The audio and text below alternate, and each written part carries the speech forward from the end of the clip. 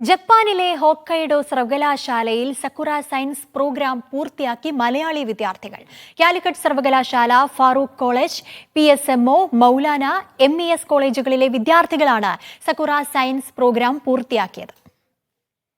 ജപ്പാനിലെ ഗവേഷണവും സാങ്കേതികവിദ്യയും വിദ്യാർത്ഥികൾക്ക് പരിചിതമാക്കുക എന്നതാണ് സക്കുറ സയൻസ് പ്രോഗ്രാം ലക്ഷ്യമിടുന്നത്.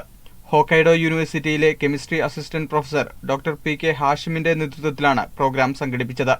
വിവിധ കോളേജുകളിൽ നിന്നായി 7 വിദ്യാർത്ഥികളും അധ്യാപകനും ഉൾപ്പെടെയാണ് പ്രോഗ്രാം പൂർത്തിയാക്കിയത്.